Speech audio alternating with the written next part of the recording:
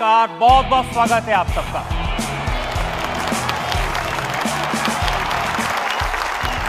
House the जोश।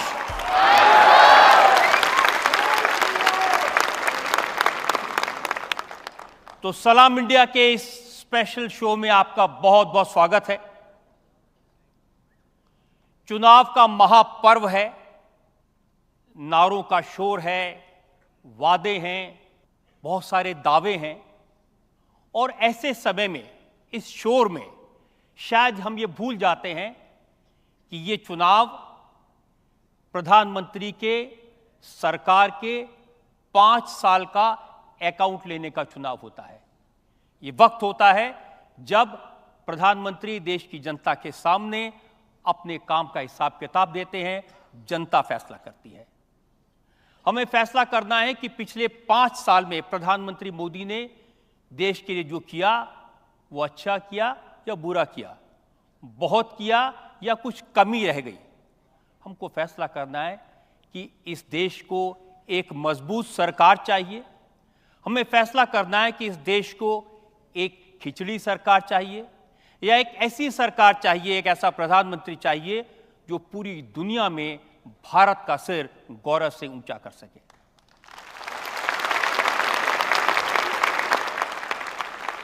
मैं आमंत्रित कर रहा हूं भारत के प्रधानमंत्री नरेंद्र दामोदर दास मोदी।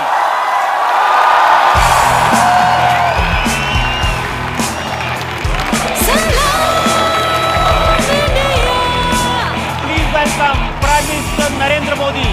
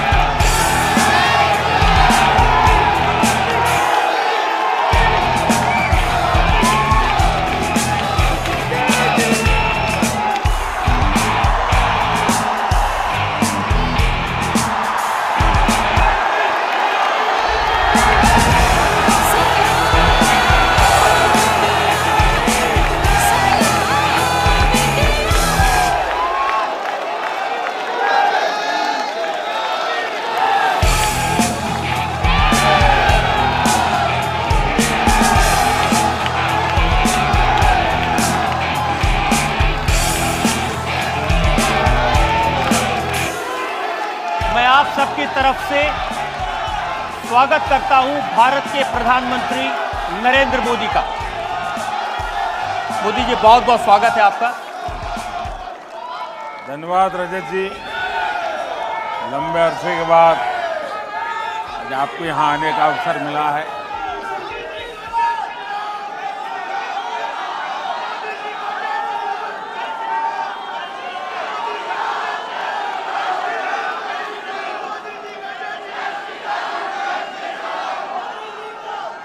मोदी जी, जब जब चुनाव होता है, शांत हो जाइए।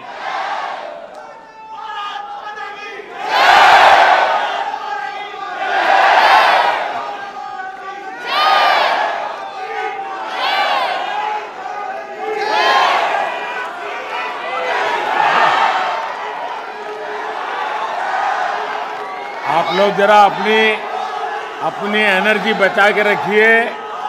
आपको 4 तारीख को भी इस एनर्जी की जरूरत लगेगी।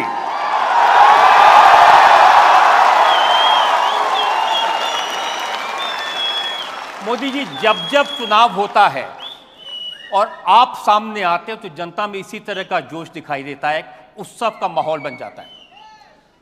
और आप जो नारा देते हैं, उस नारे को लेकर के लोग बहुत मजा लेते हैं। इस बार आपने कहा अब की बार 400 पार, तो मैं देख रहा हूं डिजिटल मीडिया पे किसी ने लिखा हौले हौले हो जाएगा प्यार, अब की बार 400 पार। किसी ने लिखा दिल का भंवर करे पुकार, अब की बार 400 पार। और फिर ये भी लिख दिया कि चटनी के बिना ढोकला बेकार, अब की बार फिर से मोदी सरकार। और क्रिएटिविटी का उदाहरण देखिए, लिखा है साइकिल से जाएं, हाथ से कमल का बटन दबाएं।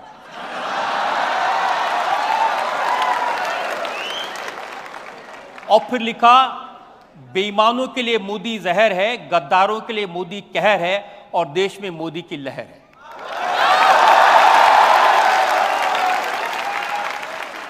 अब फिर कोई ये भी लिख देता है कि नतीजों के बाद राहुल होंगे फरार, अब की बार 400 पार।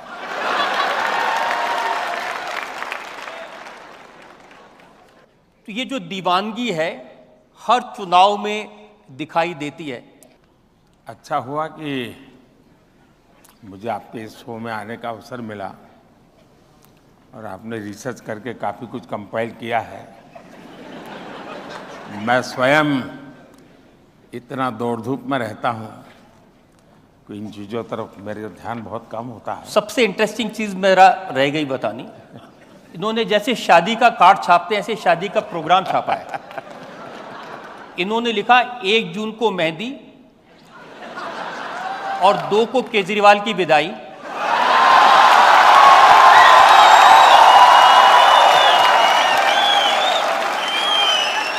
4 जून को ब्रेकफास्ट और उसके बाद हल्दी, और लंच पे रोना धोना शुरू।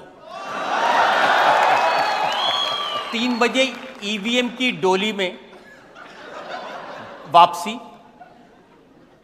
5 बजे विपक्ष की विदाई, 6 बजे विदाई का रोना, और 7 बजे पप्पू जाएंगे इटली।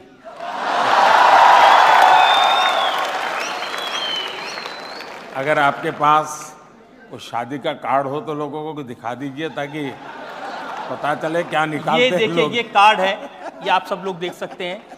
कोशिश करें इसको स्क्रीन पर भी दिखा दें।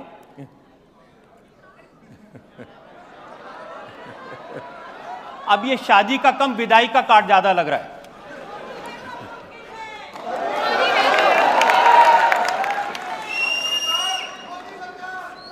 इतना तो पक्का है कि देश का जो युवा है उसका जो क्रिएटिव माइंड है वो इस चुनाव में काफ़ी एक्टिव लगता है, और उसके कारण वो हर चीज में नारा भी, व्यंग भी, और बहुत ही कम शब्दों में विश्वास भी प्रकट करता है। और जब ये 400 पार की बात आई तो उसके 2 पहलू हैं। एक तो ये कोई बीजेपी ने गढ़ा हुआ नारा नहीं है, ये जनता के दिलों से निकली हुई आवाज है।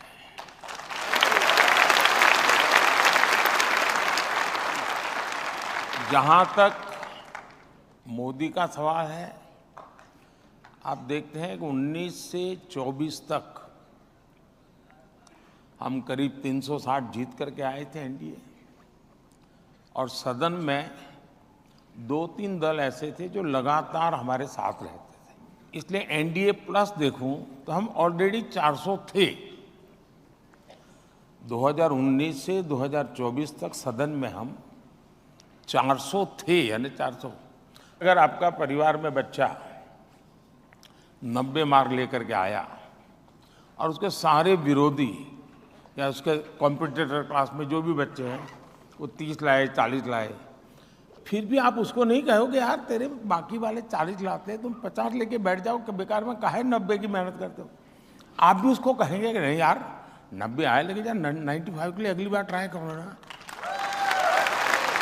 तो 400 होने के बाद मुझे तो मेरे साथियों को कहना ही होगा कि भैया हमें तो और आगे जाना चाहिए, इसलिए 400 पार आया। दूसरा, ऐसे ही किसी क्रिएटिव माइंड ने मुझे सुझाव दिया था कि 370 लोगों के जहन में ऐसा फिट बैठ गया है और हिंदुस्तान के आज़ादी के इतिहास में देश की एकता के लिए जो प्रयास हुए उसमें धारा 370 को लेकर जो काम हुआ है वो एक महत्वपूर्ण कदम है भारत के विकास यात्रा में। इसलिए किसी ने कहा कि अब तो बीजेपी ने टारगेट करना चाहिए बीजेपी के लिए 370। तो उस 370 धारा में से, और ये मुझे कश्मीर के ही किसी साथी ने बताया था कि 370 सीट का कभी, इसलिए मैंने संसद में कहा भाई ऐसे भी लोग हैं जो मुझे कहते हैं कि बीजेपी ने 370 प्राप्त करनी चाहिए ताकि 370 का महात्म्य जनमानस में रजिस्टर हो जाए। मुझे याद है जब 5 साल पहले आप इसी तरह जनता के सामने आए थे अपने काम के बारे में बताने के लिए, उससे कुछ ही दिन पहले डोनाल्ड ट्रंप आए थे। वो अहमदाबाद में बड़े स्टेडियम में गए थे और फिर वहाँ भी उन्होंने नारा लगाया अब की बार ट्रंप सरकार, वो हार गए। फिर जो बाइडन आ गए। तो जितने विरोधी थे ये कह रहे थे कि अब तो अमेरिका से मोदी के रिश्ते खराब हो जाएंगे, वो तो ट्रंप के साथ थे, अब तो जो बाइडन आ गए। और हम देख रहे हैं टर्म खत्म होते होते जो बाइडन ने आपको बुलाया और व्हाइट हाउस में ऐसा सम्मान किया जो हमने पहले कभी नहीं देखा। I'm honored to be the first to have you here in 15 years. Prime Minister Modi, welcome back to the White House. I cannot imagine His Excellency Modi getting intimidated or being forced to take any steps or actions that would go against the national interests of India and the people of India. And there is pressure against him, I am aware of that.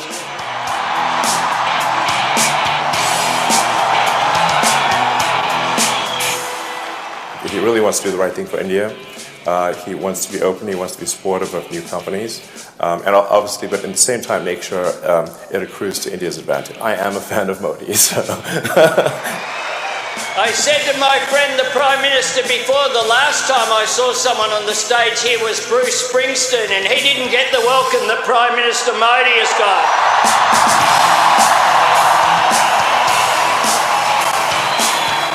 Prime Minister Modi is the boss.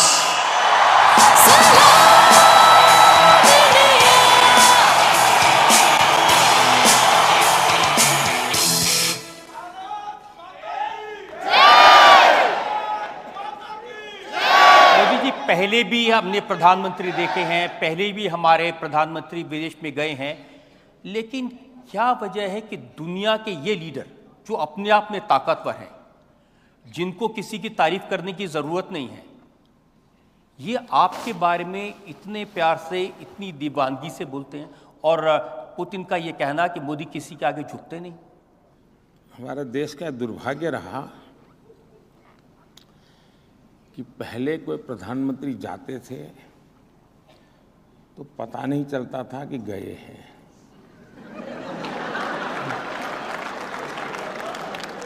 और वापिस आते थे तब भी पता नहीं चलता था कि आ गए क्या। दूसरा, इसमें मोदी नहीं है, ये हम भ्रम न फैलाएं और न हम भ्रम में रहें। मोदी शायद निमित्त हो सकता है और बोलने में शायद सरल है, इसलिए सरलता से उपयोग हो जाता होगा, लेकिन ये जो कुछ भी करिश्मा है वो 140 करोड़ हिंदुस्तानियों का, भारत के सामर्थ्य का है। और मोदी ने 2013 में जब चुनाव की तैयारियां चल रही थी, भारतीय जनता पार्टी ने मुझे प्रधानमंत्री उम्मीदवार के रूप में घोषित कर दिया था, तो फिर मुझे लोग उसी रूप में मेरे से हर चीज पूछने लगे, मेरा एनालिसिस करने लगे। तो मेरी एक जो आलोचना होती थी मीडिया में, अगर आप लोग देखेंगे तो, अरे यार ये तो स्टेट में से आ रहा है, इसको न पूरे हिंदुस्तान की समझ है, ये दुनिया को कैसे अपनी बात को करेगा, ये दुनिया में कैसे अपनी बात ले जाएगा, दुनिया के साथ क्या करेगा। फिर जब टीवी मीडिया का दौर शुरू हुआ, चर्चाएं होने लगी, मेरे इंटरव्यू होने लगे, तो घूम फिर के ये सवाल आता था, भाई कि आपको तो कोई अनुभव नहीं, आप करेंगे क्या विदेश नीति में। अब चुनाव हिंदुस्तान का था, लेकिन सबने इकोसिस्टम ने फोकस ग्लोबल बना दिया था, ताकि मोदी उसी में फंस जाएगा, यहाँ तो अच्छी तरह खेल लेगा। तो मैंने तब एक वाक्य कहा था विदेश नीति के संबंध में, मैंने कहा वो तो देश की एक कंटिन्यूटी होती है, लेकिन जहाँ तक मोदी का सवाल है, अब देश न आंख झुका के बात करेगा, न देश आंख उठा करके बात करेगा, लेकिन ये देश आंख मिलाकर बात करेगा। और मुझे कोई इन्फेरिटी कॉम्प्लेक्स नहीं होता है कि मैं तो कभी चाय बेचता था, ये देश दुनिया के इतने बड़े आदमी हैं, एक चाय वाला क्या करेगा, जाके चाय परोसेगा और क्या करेगा। लेकिन मेरे मन में जब भी मैं दुनिया के बड़े बड़े महारथियों को मिला, जरा वो हाइट बॉडी में भी ज़्यादा होते हैं, कलर स्किन भी बड़ी उनकी प्रभाव पैदा करने वाली होती है, लेकिन जब मैं मिलता हूं तो मैं मोदी नहीं होता हूं। जब मैं हाथ मिलाता हूं तब मुझे पता होता है कि 140 करोड़ देशवासी मेरे साथ हैं, और जब मैं 140 के मिजाज में ही चलता हूं तब मुझे दुनिया बहुत छोटी लगती है। मुझे लगता है मेरे देश के पास कोई कमी नहीं है, सामर्थ्य की कोई कमी नहीं है। मैं इस विश्वास से भरा हुआ होता हूं, और उसका प्रभाव तो होता ही होता है। सामने वालों को लगता है यार ये कल तो ऐसी कोई बात नहीं करता था, पहले तो कोई ऐसे खड़ा भी नहीं रहता था, ये तो यूं खड़ा रहता है। तो फिर भी उनका भी सोचना बदल जाता है जी। हमें भी अजीब लगता है कि प्रेसिडेंट जो बाइडेन जैसा ताकतवर व्यक्ति G7 में आपको ढूंढते ढूंढते आ रहा है, कहाँ गए मोदी जी। ये बात सही है कि मैंने व्यक्तिगत रूप से मेरे संबंध बहुत नजदीकी हैं, खुलेपन के हैं। हर किसी से मेरी ऑफिशियल बातचीत के अलावा इनफॉर्मल बातचीत का दौरा बहुत होता है, मेरे टेलीफोन कॉल्स भी बहुत होते हैं, और मैं इफ्स एंड बट्स वाली बात नहीं करता जी। बादल होंगे तो बारिश होगा वगैरह ऐसी बातें मैं नहीं करता जी। बारिश होगा तो मैं कहूँगा हाँ होगा, नहीं होगा तो मैं कहूँगा नहीं होगा, यानी ब्लैक एंड वाइट में मेरी बात रहती है।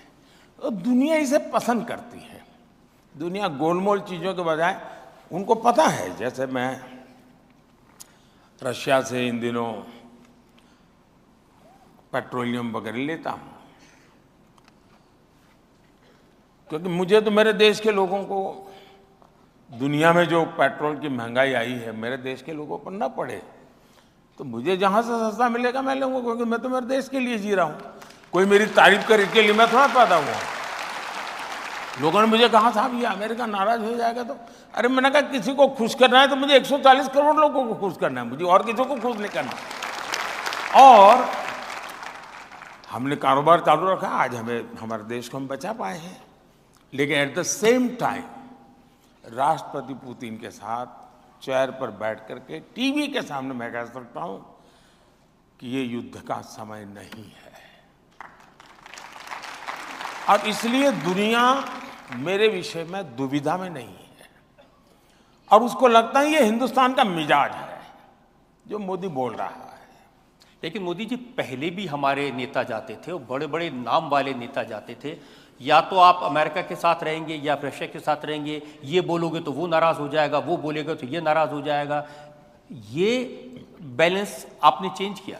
ये मूलभूत हमारी मुझे लगता है कि उस समय जो मूलभूत सोच रही थी वो ये थी इक्वल डिस्टेंस वाली, यानी हम सबसे इक्वल डिस्टेंस बना करके रहते हैं। दूरी बनाना ये मानदंड था। मैंने आकर के इसको बदला। हम दुनिया से जितनी हो सके उतनी नजदीकी करेंगे। डिस्टेंस वाला शब्द ही मैंने निकाल दिया। इससे क्या हुआ कि किसी को लगता है अच्छा वो मिस्टर ए आगे गया, तो बी को लगता है यार मैं रह गया तो वो भी आगे आता है। फिर इधर से सी को लगा कि मोदी के पास वो तो पहुंच गया, यार मैं रह गया, तो इधर वाला डी आता है। तो सब लोगों के अब लगता है कि हिंदुस्तान के पास जाना चाहिए और ग्लोबली कंपटीशन है हिंदुस्तान के निकट आने की। हमने विदेश विभाग ने पहले काम ऐसा किया कि दूरी बनाए रखो। क्यों? तो भाई हमारी चलेगी। आज मेरी स्थिति ये है, अब देखिए एक घटना मैं बताता हूं। मैं इजराइल जा रहा था, तो सभी ये जो बुद्धिमान लोग होते हैं ना, जो इस दुनिया में बड़े हुए हैं, मुझे एडवाइस करते हैं कि साहब इजराइल जाते हैं तो पैलेस्टाइन जाना ही चाहिए। भारत में सेकुलरिज्म का अर्थ यही है कि अगर आप हनुमान जी के मंदिर गए तो शाम को इफ्तार पार्टी करनी पड़ेगी। ये ऐसी साइकी बनी हुई है जी। तो मैंने सोचा भाई मैं स्टैंड अलोन यात्रा करूंगा, इजराइल से अकेला जाऊंगा, इजराइल से वापस आऊंगा, मैं पैलेस्टाइन नहीं जाऊंगा। लेकिन मैंने ये कहा कि मैं पैलेस्टाइन भी जाऊंगा तो सीधा पैलेस्टाइन जाऊंगा और वापस आऊंगा। मैं ये क्लब करके हमारे देश के सेकुलरिज्म की जो विकृतियां हैं, मैं उसका शिकार नहीं होने वाला। और देश की आजादी के बाद मैं पहला प्रधानमंत्री था जो इजराइल गया, शान से कार्यक्रम किए, तब वापिस आया। 2-3 महीने के बाद मेरा पैलेस्टाइन का कार्यक्रम बना, तो मैं सीधा पैलेस्टाइन गया। तो उस वहाँ पर जाते समय लॉजिस्टिक प्रॉब्लम था, मुझे हेलीकॉप्टर की ज़रूरत थी। मैं जॉर्डन से जाने वाला था, तो जॉर्डन के किंग जो मोहम्मद साहब के सीधे वारिस है, जॉर्डन के किंग मोहम्मद पैगंबर साहब के डायरेक्ट वारिस है। उनको पता चला कि मैं ऐसे ही वहाँ से पास हो रहा हूँ। उनका जी नहीं, मैं अपना कार्यक्रम बदल करके जॉर्डन वापस आऊँगा, आप मेरे यहाँ आइए, हम बैठेंगे और आपको हेलीकॉप्टर आपके देश से लाने की जरूरत है, मेरे हेलीकॉप्टर में जाएंगे और पूरी यात्रा में मेरी व्यवस्था रहेगी। जॉर्डन के किंग एक ऐसा प्रधानमंत्री जो कुछ दिन पहले इजराइल जाके आया हुआ है। इतना ही नहीं, मैं जॉर्डन के किंग का हेलीकॉप्टर में जब जा रहा था पैलेस्टाइन, तो इजराइल के 6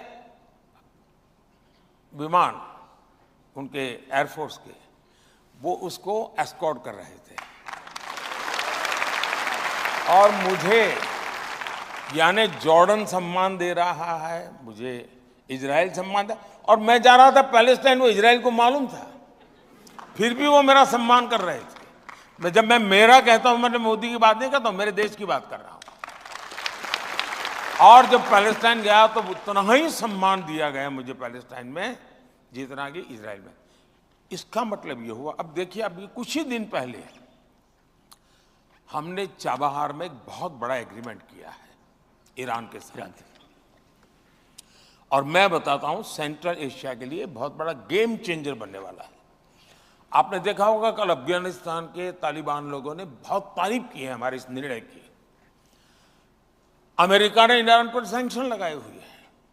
इजराइल और ईरान के बीच में युद्ध होते होते बच गया है। ऐसी संकट की घड़ी में भी ये दुर्भाग्य है कि वहाँ के राष्ट्रपति जी, वो भी मेरे अच्छे मित्र हैं, उनको हमें खोना पड़ा।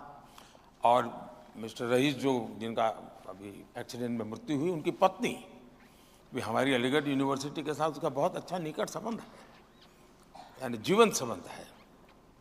तो मेरे एक प्रकार से अच्छे घरेलू इन लोगों से संबंध है। तो एक अच्छे साथी को मैंने खोया, इसका दुख भी है।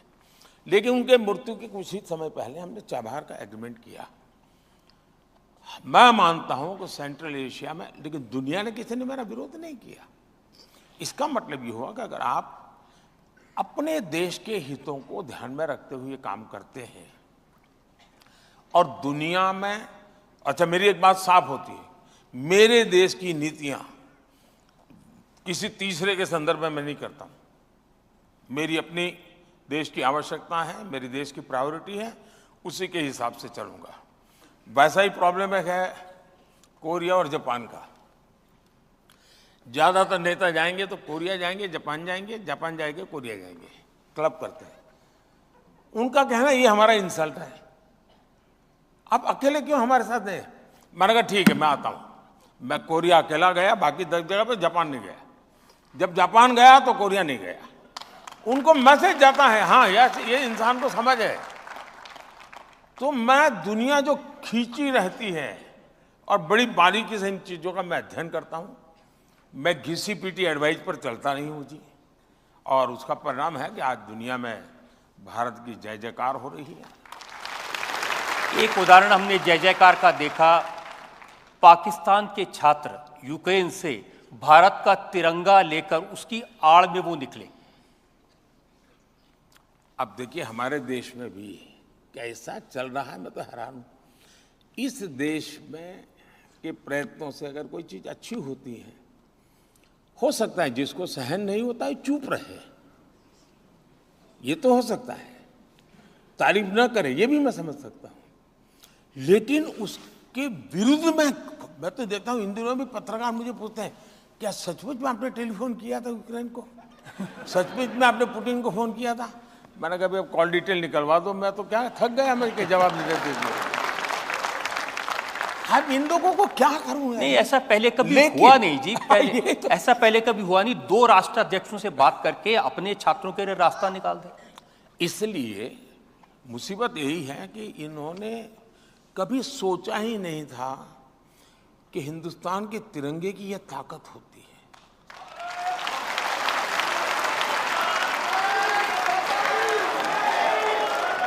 और मेरा पहला अनुभव मैं बता दूं, मैं चीजों को ऑब्जर्व करता हूं, स्टडी करता हूं, एनालिसिस करता हूं। मैं पहली बार कब अनुभव हुआ, जब नेपाल में भूकंप आया।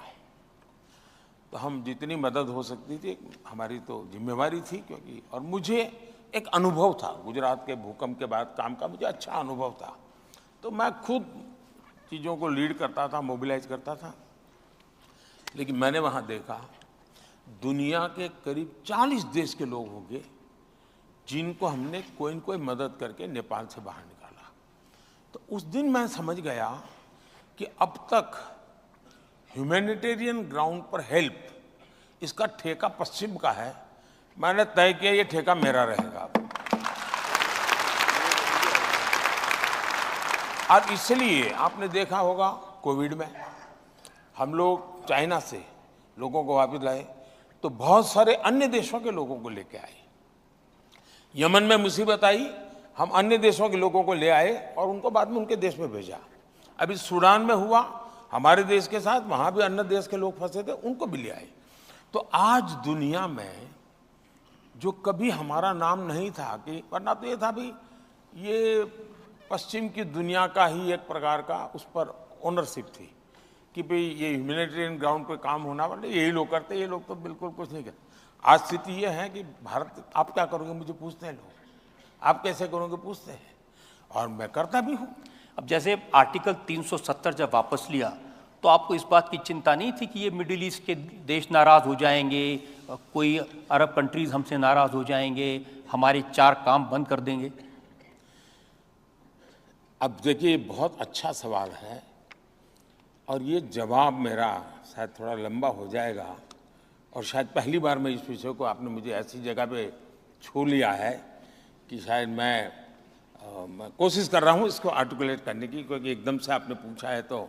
लेकिन हमारे देश में जब भी कश्मीर की बात आती थी तो 70 साल तक इसको इंटरनेशनलाइज किया गया। दुनिया का हर देश कश्मीर के मुद्दे पर भारत को कटघरे में खड़ा करता था।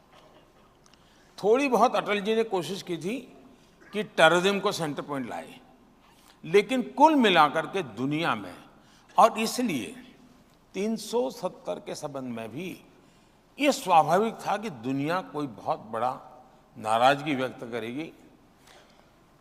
हुआ उल्टा।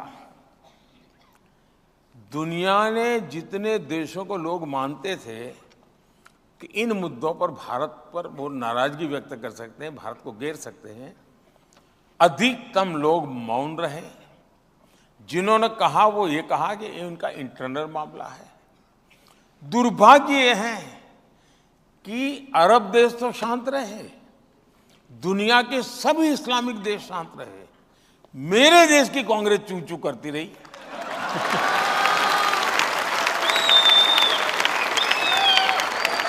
ये मेरे दिमाग में नहीं बैठ रहा है ये। इसका मतलब ये हुआ कि ये एक ऐसी मानसिक विकृतियों से भरी पड़ी हुई इनकी सोच है। दुनिया ने, और अच्छा 370 के बाद मैं दुनिया के कई इस्लामिक देशों में बहुत बड़ा सम्मान प्राप्त करके आया हूं, मुझे कोई दिक्कत नहीं हुई। 370 के बाद मेरे 8 लोगों को, मेरे देशवासियों को फांसी हुई थी। 370 के बाद की घटना है, उनको जिंदा वापस लेके आ गए। उस समय मोदी जी, मैं बहुत सारे जो हमारे ऑपोजिशन के लोग हैं उनके बयान सुनता था। जब कतर में हमारे लोगों को फांसी की सजा हो गई, वो जेल में थे, ओवैसी ने कहा, अरे मोदी जी तो कहते थे उनके बड़े संबंध हैं, क्या हुआ? अरे ये तो विश्वगुरु बनते थे, क्या हुआ? किसने कहा कि कतर, मोदी जी कहते थे इज माई सेकेंड होम, अब कुछ नहीं कर पा रहे। या तो उन्होंने मोदी का पूरा स्टडी नहीं किया है, या तो वो मोदी की बात आई उस समय मीडिया में जाएंगे तो थोड़ी जगह मिल जाएगी, इसलिए चले जाते हैं। क्योंकि मोदी एक ऐसी ब्रांड है जिसके कारण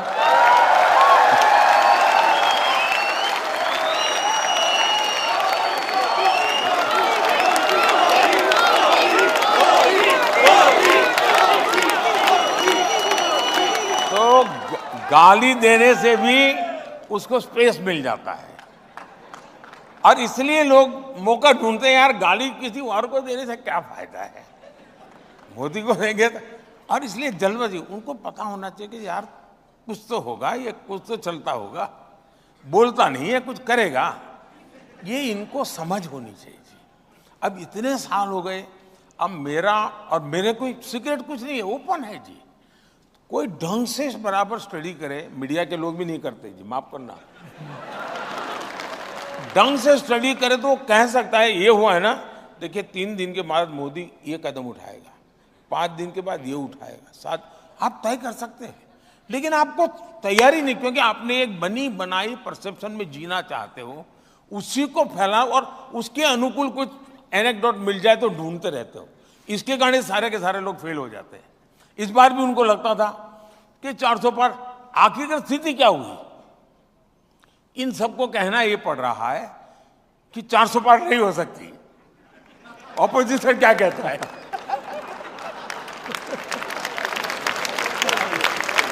तो उनको समझ ही नहीं आया कि कहां ले जा रहा हूं मैं।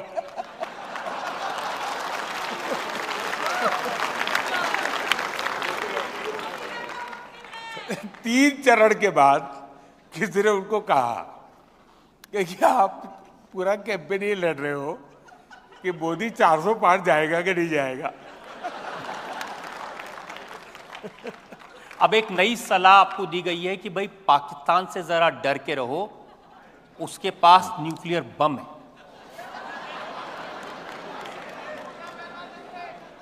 ऐसा है, वो ताकत को मैं खुद लाहौर जाकर के चेक करके आया हूं।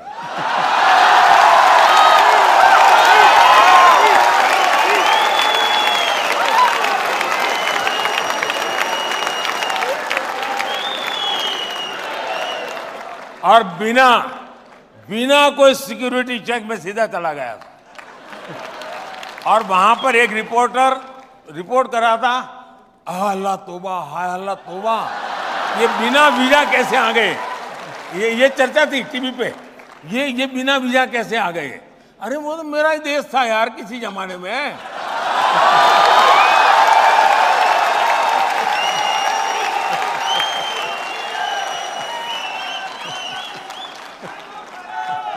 पहले मोदी जी, हम लोग परेशान रहते थे पाकिस्तान से, यहाँ आए मार के चले गए, यहाँ आए मार के चले गए, फिर सर्जिकल स्ट्राइक हुआ, एयर स्ट्राइक हुआ, वो पिछले टर्म की बात थी। इस टर्म में पाकिस्तान के लोग बड़ी लंबी लिस्ट दे रहे हैं, अननोन आदमी आके मार जाता है।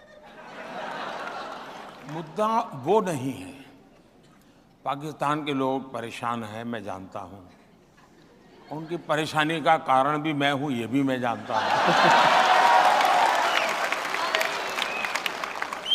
लेकिन दुख इस बात का है, जब मेरे देश का ही एक व्यक्ति, जिम्मेवार व्यक्ति, जिम्मेवार पार्टी का व्यक्ति ये कहे कि कसाब को, यानी कसाब ने हमारे देशवासियों को नहीं मारा था, हमारे देशवासियों ने ही हमारे देशवासियों को मारा था। पाकिस्तान की फेवर में, कसाब की फेवर में, मेरे देश के एक पार्टी जो सालों तक सत्ता में रही है, जब 26/11 हुई तब वो पावर में थे, उनकी तरफ से जब ये बयान आ जाए कि ये कोई पाकिस्तान के लोगों ने आतंकवाद नहीं किया था, हिंदुस्तान के लोगों ने किया था, तब जाकर के माथा शर्म से झुक जाता है, बहुत दर्द होता है।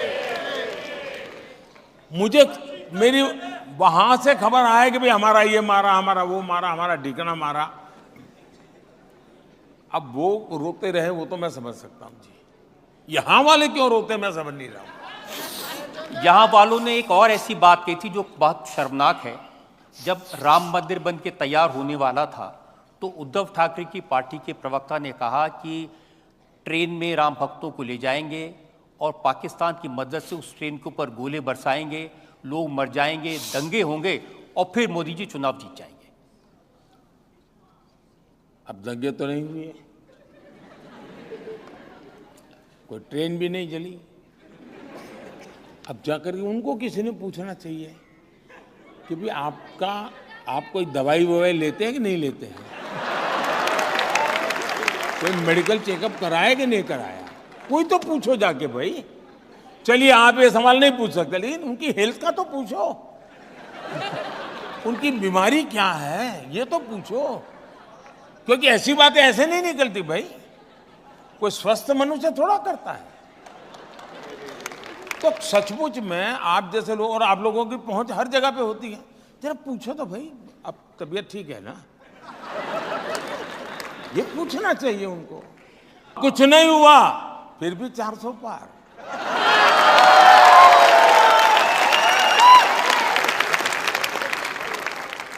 हम क्योंकि पाकिस्तान की चर्चा कर रहे थे, वहां के लोग के इंटरेस्टिंग वीडियोस मैंने देखे। जब चंद्रयान उतरा चंद्रमा पर तो उन्होंने कहा कि हम तो ऑलरेडी चंद्रमा पर हैं, गड्ढे हैं, अंधेरा है, बिजली नहीं है, पानी नहीं है।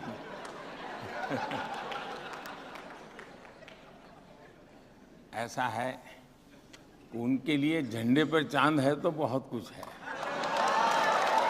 मेरे लिए चांद पे झंडा हो वो सब कुछ है।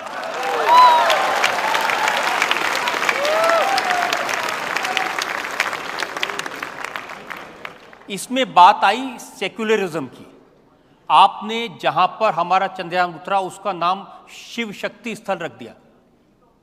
ये देश का दुर्भाग्य है कि हर चीज में वोट बैंक के नजरिए से देखा जाता है। कोई मुझे कहे कि शिव शक्ति से इतराज क्या है जी, इस सृष्टि के नियंता है। और मेरा गुनाह ये कि मैंने कहा कि चंद्रमा पर जहां पर मेरा चंद्रयान लैंड किया था उस पॉइंट का नाम मैं किसी भी बीजेपी के नेता का रख सकता था, कोई मुझे मना नहीं करता, क्योंकि उन्होंने वो परंपरा बनाई थी। लेकिन मैंने वैसा नहीं किया, मैंने शिव शक्ति रखा। तो वो इनके दिमाग पर ऐसा उसका असर था, बोल तो पाए नहीं, लेकिन बाद में कोई 1 साल के बाद उन्होंने बयान दिया कि हिंदू में जो शक्ति है ना, मैं उस शक्ति का नष्ट कर दूंगा। अब वो मुझे पता है यार, उस दिन का जहर वहां तक पड़ा हुआ है, लेकिन उनको मालूम नहीं है कि मैंने शिव और शक्ति दोनों बोला है, और शिव में जहर पीने की ताकत भी तो बहुत होती है।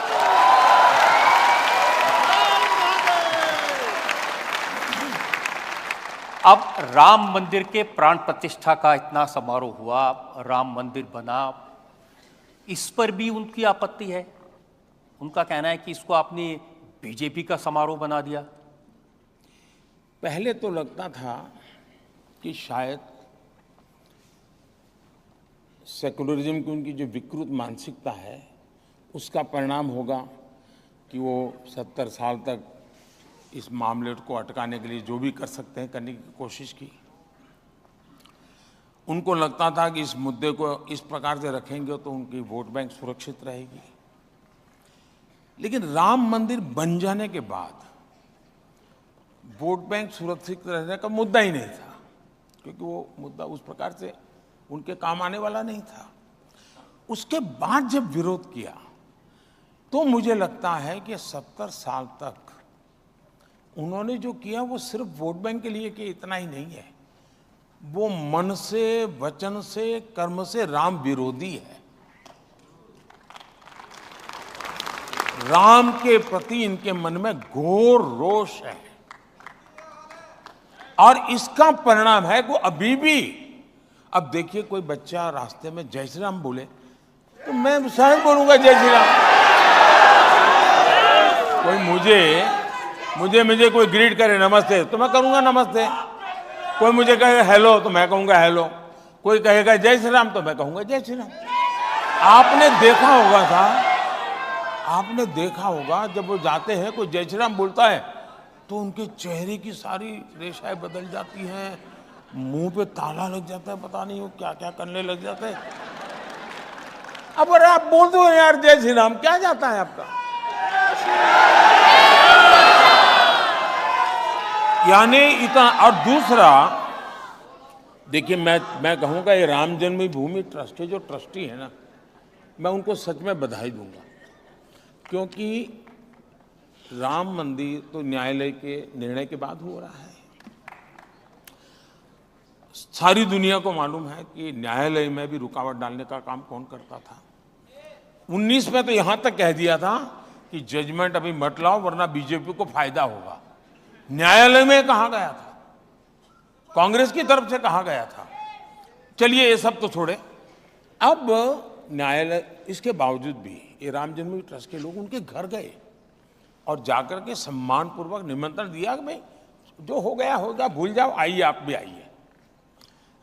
जैसे वो उनके यहाँ गए वैसे ही जो 2-2, 3-3 पीढ़ी से अदालत में लड़ाई लड़ रहे थे अंसारी परिवार, उनके बेटे इकबाल अंसारी जो भी अदालत में राम जन्मभूमि के खिलाफ केस लड़ रहे थे, बाबरी मस्जिद के लिए लड़ाई लड़ रहे थे, उनको भी निमंत्रण दिया कि भाई चलिए अब तो न्याय का निर्णय हो चुका है न्यायालय का, आप आइए। आप देखिए साहब, निर्णय देश करे।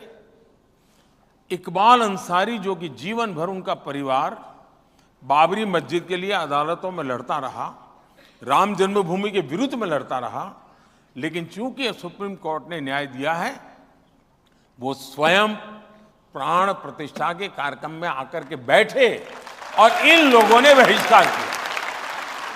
तब जाकर के चिंता होती है कि क्या सोच है। इतना ही नहीं, मुझे बाद में अभी पता चला कि श्रीमान इकबाल अंसारी वो कोई अमीर व्यक्ति, वो सामान्य परिवार के व्यक्ति हैं। उन्होंने भगवान राम मंदिर का जो एक मॉड्यूल था लकड़े का, वो कहीं से खरीद के लाए और उनका जो पीएसओ था वो हिंदू है, उसको उन्होंने गिफ्ट किया। इकबाल अंसारी ने गिफ्ट किया उनको। इसका मतलब ये हुआ कि वो उनको लगता था कि ये मेरा हक है इसलिए मैं लड़ता हूं, लेकिन न्यायालय ने एक बार निर्णय किया, उसको उन्होंने सिर आंखों पर चढ़ाया। तो इकबाल अंसारी को मैं सेकुलरिज्म सही है कि इनका सेकुलरिज्म सही है, ये चिंता का विषय है देश के लिए। इसीलिए आजकल आपको सांप्रदायिक, कम्युनल, हिंदू मुसलमान करने वाला कह रहे हैं। ऐसा है कि या तो किसी ने नई डिक्शनरी लिखनी पड़ेगी, क्योंकि सारी डिक्शनरी खाली हो गई। मुझे गाली देते देते सारी डिक्शनरी के शब्द प्रयोग खाली हो गए हैं। अब उनके पास कोई गालियां ही नहीं बची हैं, तो घूम फिर करके वो हिंदू मुसलमान बोले बिना उनकी वोट बैंक को वो जगा नहीं सकते, क्योंकि काम तो किया नहीं। 60 साल तक किसी मुसलमान बच्चे को पढ़ाया होता, उसको कहीं अच्छा रहने के लिए घर दिया होता, उसको टॉयलेट दिया होता, उसके घर में बिजली दी होती, बच्चों की अच्छी, वो तो किया नहीं। तो उनको डराओ, मार देंगे, ये आएंगे तो काट देंगे, ये मोदी है। अब फिर उसमें योगी जोड़ दिया।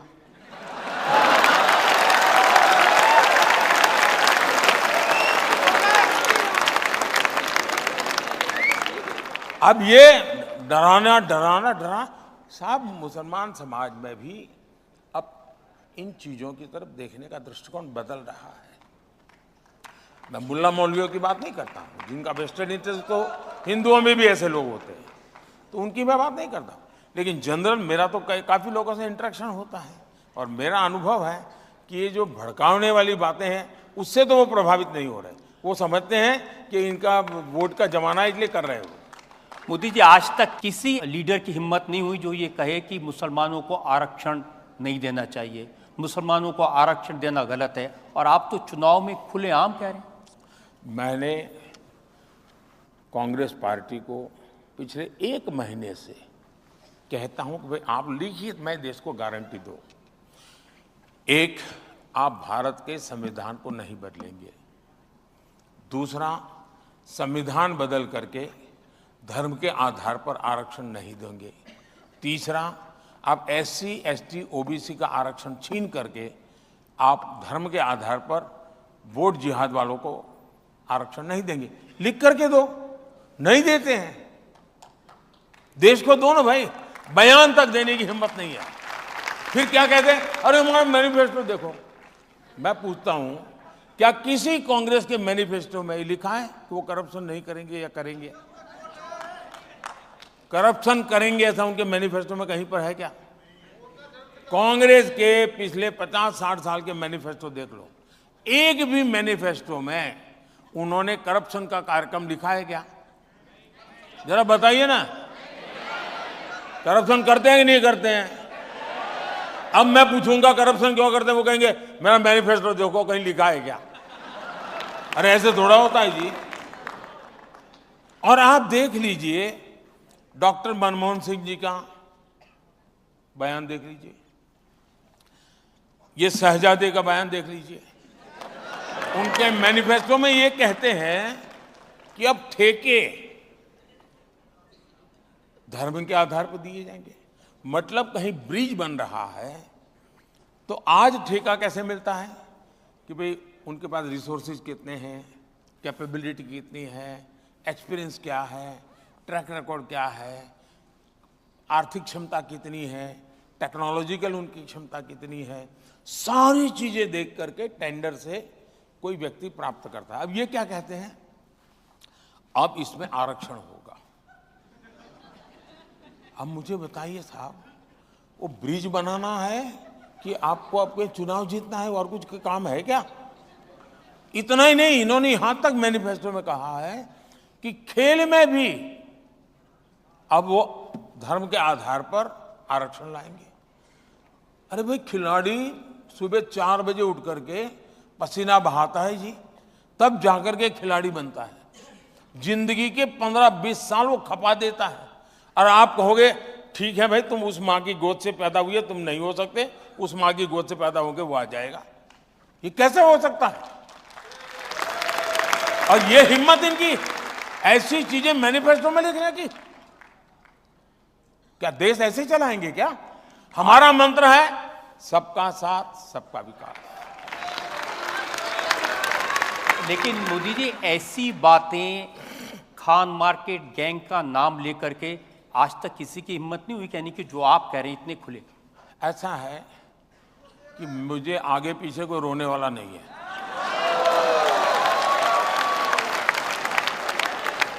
मैं देश के लिए जीता हूं, मैं देश के लिए जूझता हूं और मेरी प्रत्येक पल देश के लिए है और वो बेकार नहीं जानी चाहिए। मैं मेरी हर पल देश को दे रहा हूं, लेकिन मैं वेस्टेज नहीं होने दूंगा मेरी एक भी पल को। और इसलिए जो गलत हो रहा है, आप मुझे बताइए। कल किसी ने मुझे भेजा है 9000 से ज्यादा ऐसी जगह है, इंस्टीट्यूशंस, जिसमें इन्होंने SC, ST, OBC का आरक्षण खत्म कर दिया, माइनॉरिटी का नाम दे दिया, आरक्षण खत्म कर दिया। एक PSU को अगर आप प्राइवेटाइज करो तो कांग्रेस पार्टी के अध्यक्ष हाउस में चिल्लाते हैं कि आप प्राइवेटाइजेशन इसलिए कर रहे हो कि आप SC, ST कोटा हट जाएगा तो दलितों को नौकरी का क्या होगा। आपने 9000 इंस्टीट्यूशंस में से SC, ST, OBC कोटा खत्म कर दिया है। अगर ये सवाल मैं पूछता हूं, और ये जो खान मार्केट गैंग है, वो मोदी ने बाएं पैर पहले रखा क्यों, दाहिना क्यों नहीं रखा, इसके लिए एक एक सप्ताह तक देश का समय बर्बाद करते हैं। उनको फुर्सत नहीं है कि SC, ST, OBC के आरक्षण की रक्षा के लिए उन्होंने भी तो आवाज उठानी चाहिए थी। क्यों चुप बैठे हैं? और तब जाकर के मैं खुल करके कहता हूं कि एक इकोसिस्टम जो उनके पापों को संवारने का ही काम करती है और दूसरों के अच्छाइयों को बुरे में कन्वर्ट करने के लिए अपनी पूरी शक्ति लगा देती है, और देश को उससे मैं सचेत करना चाहता हूं। और अब जब सब जगह पे फेल हो गए तो उन्होंने जुडिशरी का रास्ता पकड़ा है, अदालतों में जाकर के बैठ जाना, हो हल्ला करना और परिस्थितियों को बदलने की कोशिश करना। ये बहुत चिंता का विषय है देश के लिए। आप में योग्यता है, क्षमता है, सही है, लोकतंत्र है, चुनाव लड़ो, पार्लियामेंट में आओ, अपनी बात रखो, सरकार गलत करती है तो उसको रोको, तरीके हैं, करने नहीं है, हवा बिगाड़नी है। अब ममता दी ने कह दिया कि हाई कोर्ट का फैसला है आरक्षण को लेकर के, वो नहीं मानेगी। अब ये कहते हैं कि मोदी संविधान बदल देगा। अब इंदिरा जी ने कहा हाईकोर्ट का फैसला मैं नहीं मानूंगी, इमरजेंसी लाई। ये इसी चट्टे बट्टे के लोग हैं जी, वे लोकतंत्र को नहीं मानते हैं। उनके लिए चुनाव लोकतंत्र की श्रद्धा नहीं है, चुनाव सत्ता प्राप्त करने का एक जरिया है। उनकी श्रद्धा लोकतंत्र में, मतदाता में, संविधान में, भारत के रूल्स एंड रेगुलेशन में नहीं है। और इसीलिए मैं जो परिवारवाद के खिलाफ बोलता हूं ना, क्यों बोलता हूं? क्योंकि लोकतंत्र के प्रति श्रद्धा जब समाप्त हो जाती है तब जाकर के आपको परिवार के वाद के भरोसे चलना पड़ता है। और ये सारे लोग, कोई मुझे कहे, कोई किसी कॉन्स्टिट्यूएंसी में जाकर के कहे कि मैं मेरा बेटा आपको सुपुर्द कर रहा हूं, ये कौन सा लोकतंत्र है जी? ये कौन सा लोकतंत्र है? जनता जनार्दन तय करती है जी। वो पापा की कॉन्स्टिट्यूएंसी है। सवाल वही है। वो तो एल्बम तो दिखा रहे हैं, दादी से शुरू होता है एल्बम। सलाम इंडिया में हमारे साथ हैं भारत के प्रधानमंत्री नरेंद्र मोदी। एक ब्रेक के रुकेंगे और ब्रेक के बाद सवालात का सिलसिला जारी है। वो क्या एहसास है जो बना देता है हर लम्हे को नया।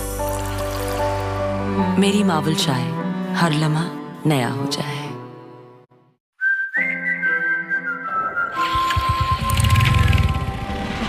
है भारत हम चल पड़े किस जुनून किस शान से, जन्नत नुमा कश्मीर से, आसाम के बागान से, दिल्ली का लहड़पन लिए यूपी के खलिहान से, महाराष्ट्र से, गुजरात से, कर्नाटक से, राजस्थान से, तब हिंदुस्तान मिले हिंदुस्तान से। जय हो विजय हो, देश हो विदेश हो, जय के हो। जब हिंदुस्तान मिले हिंदुस्तान से, जय हो विजय हो। जब हिंदुस्तान मिले हिंदुस्तान से। जेके टायर, देश का टायर। Welcome back. हमारे साथ हैं भारत के प्रधानमंत्री नरेंद्र मोदी। हम उनके साथ मना रहे हैं चुनाव का उत्सव।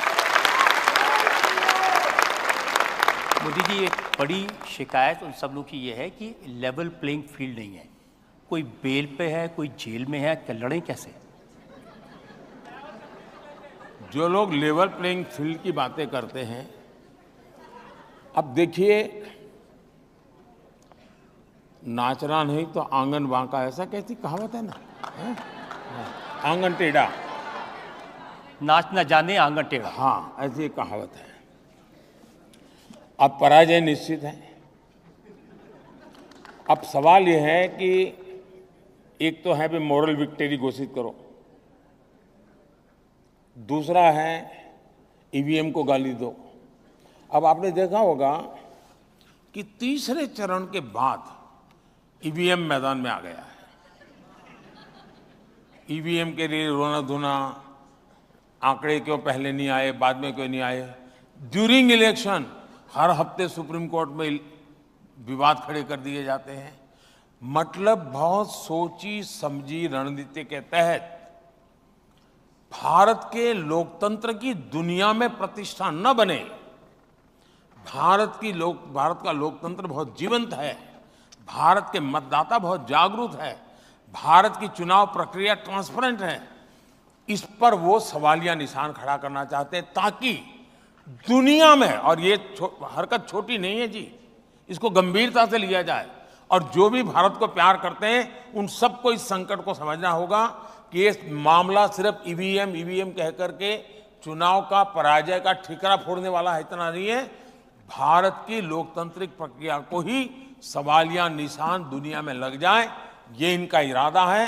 भारत में बेइज्जती, भारत की दुनिया में बेइज्जती हो, इसका खेल है। और मोदी जीत जाए तो आज दुनिया में जितनी इलेक्टेड गवर्नमेंट्स हैं, यानी ट्रू सेंस में डेमोक्रेटिक बॉडीज है, इस चुनाव के बाद भारत का प्रधानमंत्री दुनिया की सीनियर कैटेगरी में आ जाएगा।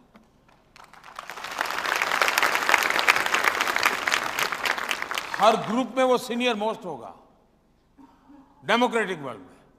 इनको अभी से हिसाब किताब लगाते, उनके भी तो एडवाइजर है ना, देख यार ये तो ऐसा होगा, अभी ऐसा होगा, ऐसा होगा, उसी डर में सब हो रहा है। लेकिन इससे देश का बहुत नुकसान। और लेवल पे भी ये लोग इलेक्शन कमीशन को गाली देते हैं। हमारे देश का चुनावी व्यवस्था कहती है कि अगर कोई पार्लियामेंट सीट में अगर किसी कैंडिडेट की मृत्यु हो जाए तो वो चुनाव स्थगित होता है, ठीक है। अगर कोई पार्लियामेंट का कैंडिडेट उसका स्वर्गवास हो जाए तो वो सीट, चुनाव स्थगित हो जाता है, उसकी डेट बाद में आ जाए। कोई मुझे बताए कि राजीव गांधी नाम का एक व्यक्ति जो पार्लियामेंट के चुनाव का कैंडिडेट था, उनकी आतंकवाद में हत्या हो गई, उनकी सीट कैंसिल होनी चाहिए थी, रुकनी चाहिए थी चुनाव, लेकिन उस समय के इलेक्शन कमीशन ने पूरे देश का चुनाव रोक दिया, कोई लॉजिक नहीं था। और करीब 21-22 दिन दिए और उनके अस्थि लेकर के पूरे देश में यात्राएं चली और फिर चुनाव की डेट दी गई। तो कौन सा लेवल पे भीड़ था देश के इलेक्शन कमीशन। और बाद में वो खुद कांग्रेस के कैंडिडेट बन के आडवाणी के खिलाफ चुनाव लड़ रहे थे। आप इलेक्शन कमीशन की बातें करते हो। और इसलिए जो न्यायिक हो रहा है वो उनको लेवल प्ले फील्ड नहीं लगेगा। बहुत स्वाभाविक है, क्योंकि उन्होंने अब तक स्पेशल कैटेगरी, स्पेशल फायदा उठाया। मेरी पार्टी के अध्यक्ष, दुनिया की सबसे बड़ी पॉलिटिकल पार्टी, मान्य ऑपोजिशन पार्टी, 26 जनवरी 15 अगस्त को मेरी पार्टी के उस समय के अध्यक्ष को 7वीं 8वीं लाइन पे सीट मिलती थी। पार्टी के अध्यक्ष इस देश के किसी इकोसिस्टम को नोटिस करने का मूड नहीं था। राजनाथ जी अध्यक्ष थे और मैं देखा कि 15 के अंदर उनका एक एमपी जो पार्टी का अध्यक्ष भी नहीं था, उसको 4वीं 5वीं रो में सीट थी। देश भर में तूफान मच गया, अपमान कर दिया। यानी ये कैसी आप लोग दरबारी करते हो? किसकी दरबारी करते हो आप लोग? मेरा सवाल है ऐसे लोगों पर, क्या ये लोकतंत्र है? लेवल प्ले है क्या? और जब सच बोलते हैं तो आप लोगों को बुरा लगता है, और अगर सच बोलने की कोई सजा होती है उससे भुगतने के लिए मोदी हमेशा तैयार होता है। देखिए, उनको एक बात बहुत बुरी लगी है कि चुनाव से पहले 2 मुख्यमंत्रियों को जेल में डाल दिया। कोई जेल में डालता है क्या? मुझे बताइए। आपने नोटों के ढेर देखे कि नहीं देखे? आप नोटों के ढेर देख करके आपको क्या लगता है? क्या ये मेहनत की कमाई के पैसे हैं क्या? नोटों के पहाड़ पकड़े जा रहे हैं। अब नोटों के पहाड़ पकड़े जाए और सरकार कुछ करेगी नहीं तो आप कहेंगे यार कुछ एडजस्टमेंट हो चुका है पीछे से, आप यही कहेंगे। आप दिल्ली के बच्चों की जिंदगी बर्बाद करते हैं। हर स्कूल के बगल में शराब के ठेके लगा दिए जस्ट करप्शन करने के लिए और न्यायिक प्रक्रिया से। और अगर किसी को देखना है तो सुप्रीम कोर्ट ने झारखंड के सीएम के लिए कल क्या कहा है, दिल्ली के मंत्री के लिए 2 दिन पहले हाईकोर्ट ने क्या कहा है। कोर्ट करती है निर्णय, हम नहीं करते। न हम किसी को जेल भेज सकते हैं, न हम किसी को जेल में रख सकते हैं। ये निर्णय अदालत करती है। और मेरा मत है, अगर रेलवे के टिकट चेकर को आप तनख्वाह देते हो, उसका काम है ट्रेन में टिकट चेक करे और बिना टिकट वाले को जुर्माना करे, उसका काम है। आप काम करने वाले की तारीफ करोगे कि नहीं करोगे? मान लीजिए कहीं से हेरोइन पकड़ा गया 1500 करोड़ का, तो हेरोइन पकड़ने वाले को आप तारीफ करोगे कि नहीं करोगे? किसी गांव में किसी जगह पे चोरी हो गई और किसी पुलिस वाले ने हिम्मत करके चोरी पकड़ ली, तो गांव वाले मिलकर के उसका सम्मान करते हैं कि नहीं करते हैं? ईडी 2200 करोड़ रुपया कैश पकड़ के लाया है। देश में पब्लिकली ईडी का सम्मान होना चाहिए। चिल्लाते क्यों हो? इसका मतलब है कि 2200 करोड़ आपका गया है। आप में तो कोई दर्द है क्या? 2200 करोड़ गया है उसका? आप में से किसी को दर्द है क्या? जिसको दर्द है वो रो रहा है, वो चिल्ला रहा है। मतलब 2200 करोड़ में कहीं कहीं उनका हिस्सा है। अब उनके 10 साल में 34 लाख रुपया कब्जा हुआ। एक स्कूल बैग में बच्चा लिख करके जाए इतना। हमने 2200 करोड़ पकड़ा, मतलब 70 टेम्पो चाहिए, 70 उसको भरने के लिए।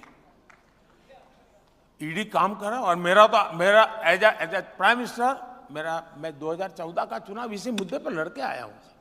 देश की जनता ने इसी काम के लिए मुझे बिठाया है। मोदी जी, पहले ऐसा नहीं होता था, आपने ये नई चीजें शुरू की हैं। कोई नेताओं को नहीं पकड़ता था, वो राजनीति में आते इसलिए थे कि करें और बचे रहें। देश की जनता यही कहती है कि आप छोटे छोटे लोगों को तो जेल में डाल देते हो और बड़े बड़े खिलाड़ी छूट जाते हैं। अब ये देश में होगा नहीं।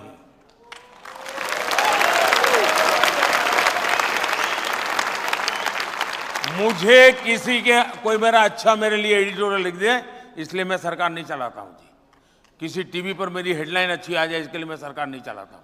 मेरे देश के लोगों की जिंदगी बने, मेरे देश से भ्रष्टाचार चला जाए, इसलिए मैं सरकार चलाता हूं। मैं मालाएं पहनने के लिए नहीं निकला हूं जी। आपकी सरकार के काम को लेकर के एक छोटा सा वीडियो मेरे पास में है। बहुत सारी बूढ़ी औरतें हैं, उन्होंने आपके काम के बारे में अलग अलग जगह, और ये सोशल मीडिया पर सब अवेलेबल है, बहुत वायरल हुआ है। ये एक बार मैं आपको दिखाना चाहता हूँ। मोदी जी पसंद है? अरे लीजिए, वो कहे वाली बात है। सबसे बेस्ट काम कर रहा, सबसे उन्नति हो रहा है देश का। मोदी अच्छा नहीं तो और कौन अच्छा है? इतना पार्टी आया, इतना गया, कोई देश का भलाई किया? वो जब तक रहेंगे तब तक देश चलाएंगे। पैर दिया, अच्छा, लैट्रिन दी, पानी दिया, पेंशन दी, वोट देता है मेरे को। अच्छा, वोट तो दोगे? वोट देंगे जरूर, लाभ में देंगे। अच्छा, आप कुछ ना मिला। अरे हम कहिए नहीं कि योगी मोदी के लिए काम ऊपर हम देखा हम दूसरे के वोट कहीं के दे, हमें खाएगा देना, पैसा देना। सच्चो? सबका झूठा। घर हमारा बना दिया, अच्छा, शौचालय हमारे बना दिए, 500 रुपए पेंशन आ हमारे। और क्या भाई, वहाँ तो मोदी है, मोदी रहेगा जब तक मेरी जिंदगी। और क्या, ऐसी सरकार तो आई नहीं जैसी सरकार है भाई।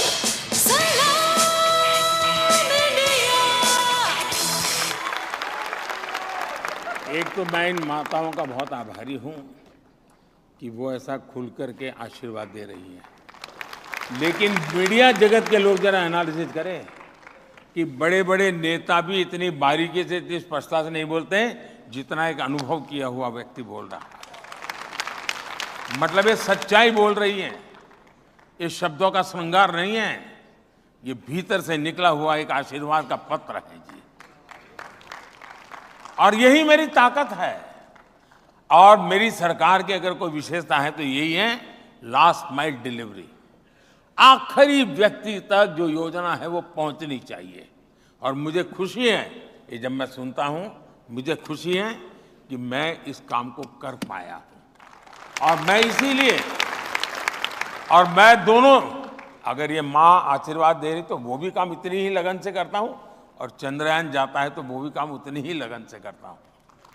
मैं सभी सर्वांगीण विकास के पक्ष में हूं और मैं कोशिश करता हूं, लेकिन माताओं का आशीर्वाद मुझे हमेशा रहा है, ये मेरा सौभाग्य है। मोदी जी हमेशा कहते हैं कि ये जो पैसा इन लोगों तक डायरेक्ट पहुंचता है वो डिजिटल है, इसलिए पहुंचता है।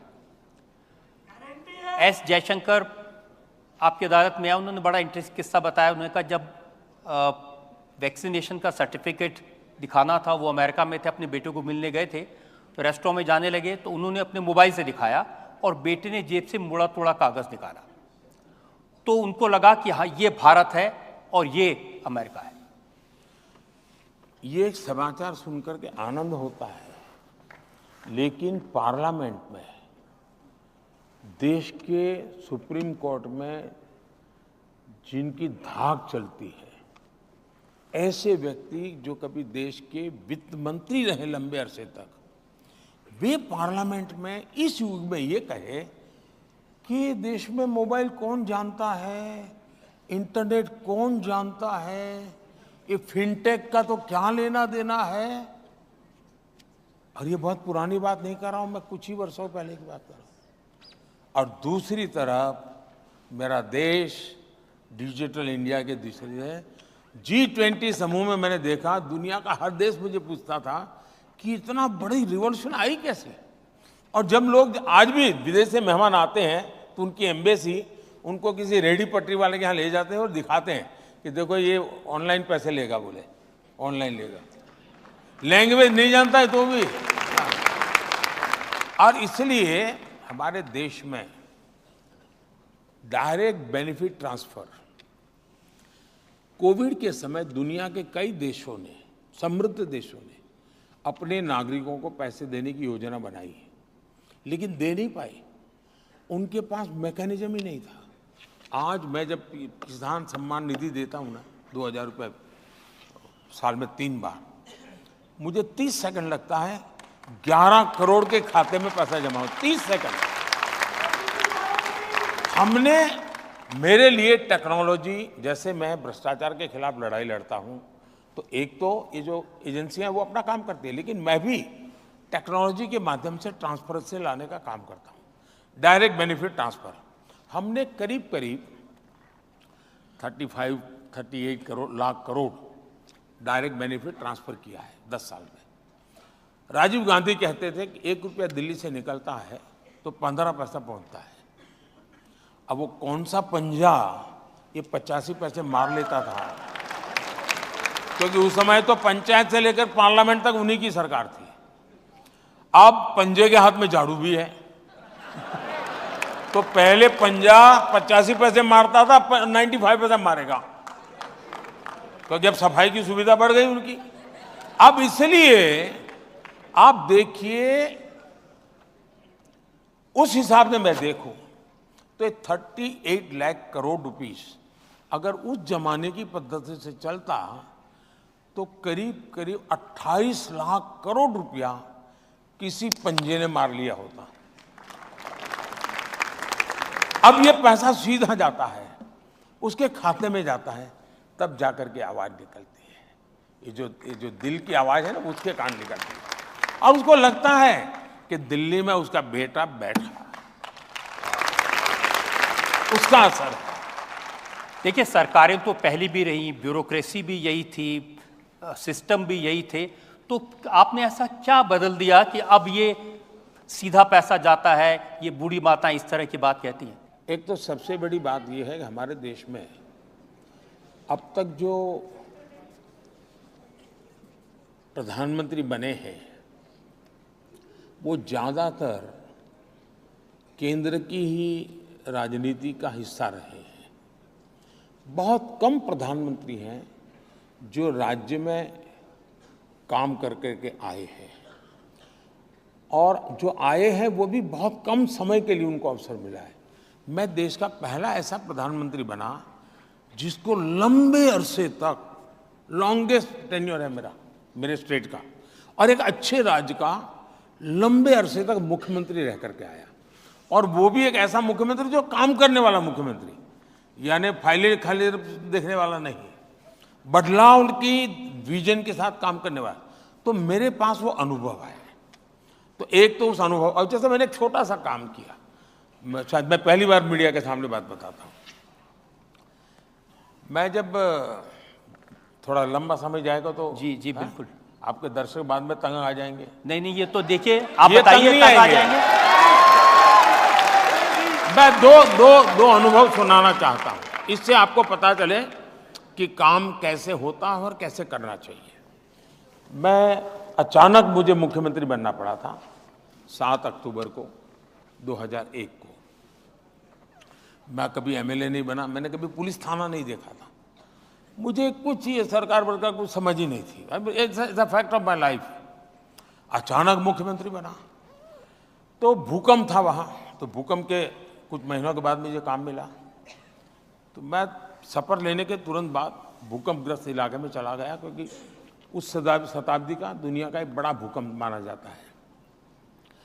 तो मैं देखा कि लोग को 7-8 महीने हो चुके थे भूकंप को, शिकायतें कर रहे थे, स्थितियाँ भी मुझे कोई नज़र नहीं आई बदलती। तो मैं देखा कि भी मैं वापस आया, मैंने मेरे अफसरों की मीटिंग ली, फिर मैंने उनको पूछा कि भाई कैसे हैं, क्या है, आगे कैसे करेंगे भूकंप का। तो उन्होंने मुझे बताया सारा कि भाई मार्च महीने तक ये होगा, मार्च महीने तक ये होगा, मार्च महीने तक ये होगा। मैंने कहा तुम्हारे दिमाग में है ये जो फाइनेंशियल ईयर घुस गया है, देश उससे नहीं चलता है। मुझे पहली लड़ाई मेरी हुई। मैंने कहा तुम दिमाग में से फाइनेंशियल निकाल दीजिए, मार्च महीना निकाल दीजिए। 26 जनवरी जब 1 साल होगा, दुनिया भर का मीडिया कुछ कच्छ-भुज में आएगा, उस दिन वो ये देखेगा, तब उसको ये तुम बोर्ड लेके मत खड़े रहना कि मार्च तक का हमारा योजना है। मुझे बताओ तुम दिसंबर एंड तक क्या करोगे, सारा प्रोग्राम प्रीपोन करो। तो अफसरों को लगा यार ये आदमी को कुछ समझ है। फिर मैंने कहा कोई शायद 43 ब्लॉक्स ऐसे थे जो भूकंपग्रस्त थे, तो मैंने अफसरों को कहा सभी सचिव एक ब्लॉक में जाएगा, फ्राइडे सैटरडे संडे वो वहीं रहेगा भूकंपग्रस्त इलाके में। मंडे को शाम को मैं मीटिंग लूंगा रिव्यू की, और जो ब्लॉक में आप जाएंगे आप ये मान के चलिए कि आप उस ब्लॉक के चीफ मिनिस्टर हैं, आप ही चीफ मिनिस्टर हैं, करके आओ। मैंने कहा अब ये गए, वापिस आए, मैंने मीटिंग ली। बोले साहब ये तो हो ही नहीं सकता। मैंने कहा क्यों? ये बोले हमारा नियम ऐसा है। मैंने कहा नियम किसने बनाया? बोले हमने बनाया। क्यों? एयर कंडीशन का बनाया था। जमीन पे जाकर के आया, उनको पता चला सरकार के बने हुए नियम ही जनता के खिलाफ थे। मैंने कहा ना आप ब्लॉक के सीएम हैं, मुझे बता के आप कैसा सीएम मेरा काम करता है बताओ। उन्होंने फिर सारे नियम बदले, रेगुलेशंस बदले, और उनको लगा कि प्रैक्टिकल होना पड़ेगा।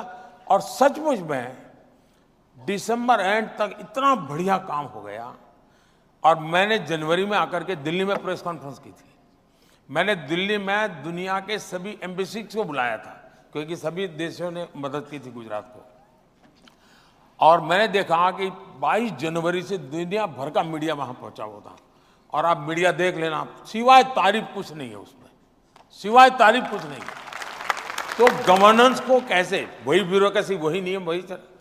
फिर मैंने यहाँ आया तो क्या काम किया वो दूसरा बताता हूँ। मैंने सारे सचिवों की मीटिंग की। ये सब बड़े बड़े लोग हैं, मेरे जैसे तो सैकड़ों नेताओं को देख चुके हैं। कई लोग तो ऐसे जो 2-2, 4-4 प्रधानमंत्री देख चुके हैं।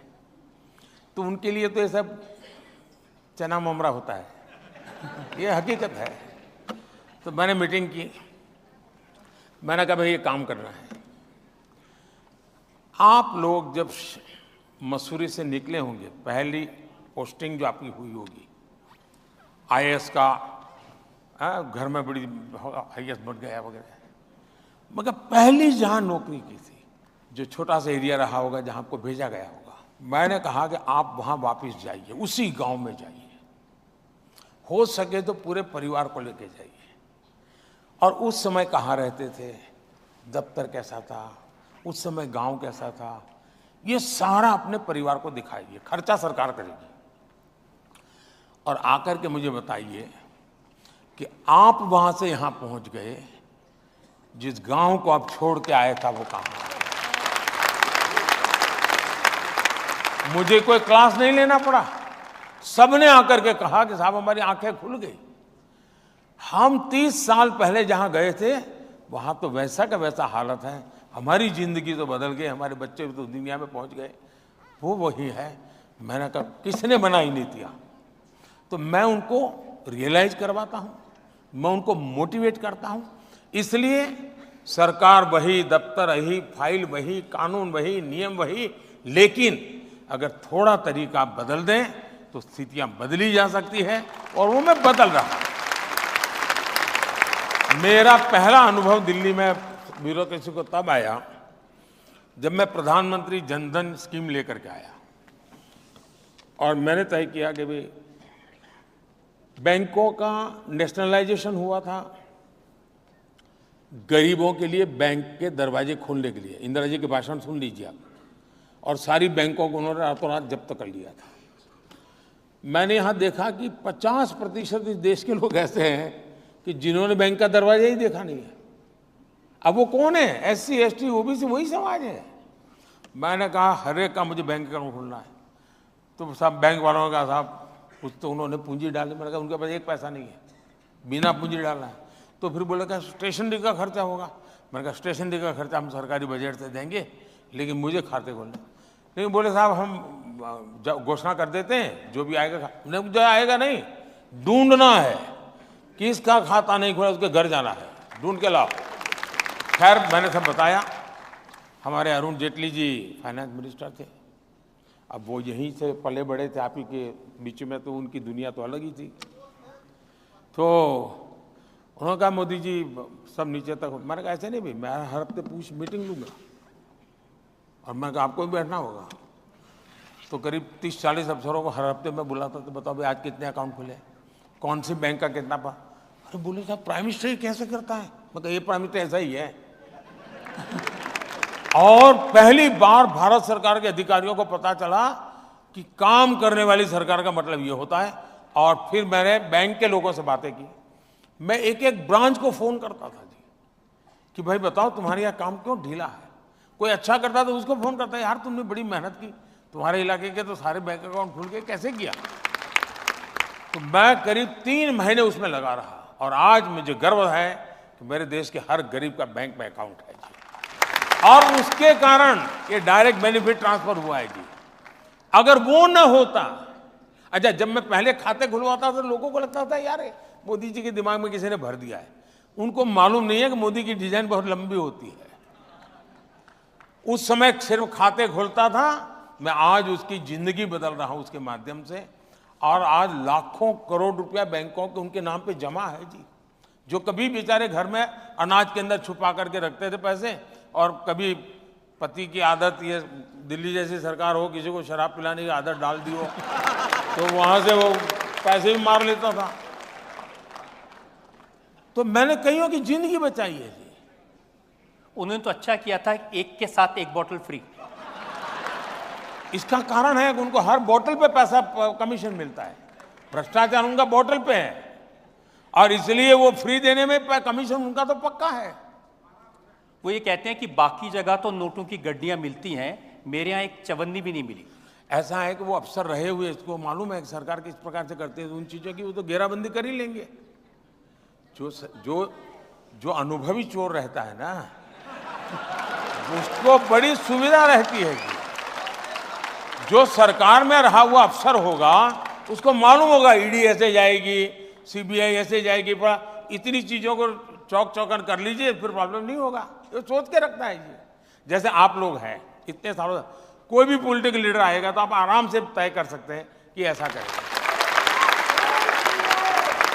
हम सवाल पूछ रहे हैं भारत के प्रधानमंत्री नरेंद्र मोदी से, आपका ये जोश बरकरार रहे, ये सवालात और जवाब का सिलसिला जारी रहेगा। एक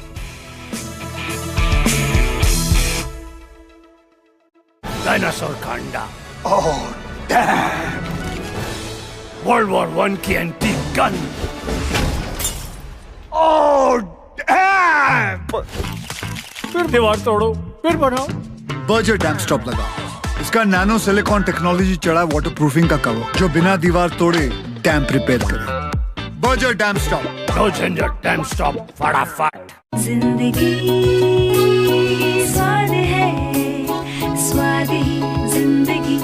अशोक मसाले, स्वाद ही जिंदगी।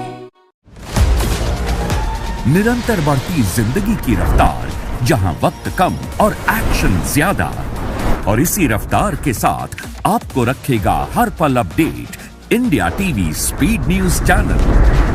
जब चाहें तब देखें सुपरफास्ट खबरें दिन भर, तो तुरंत जाइए अपने स्मार्ट टीवी के ऐप स्टोर पर और डाउनलोड कीजिए India TV speed news channel. 24 घंटे सुपरफास्ट खबरें। Welcome back. हमारे साथ हैं भारत के प्रधानमंत्री नरेंद्र मोदी और हम उनसे पूछ रहे हैं सवाल उनके 5 साल के कामकाज।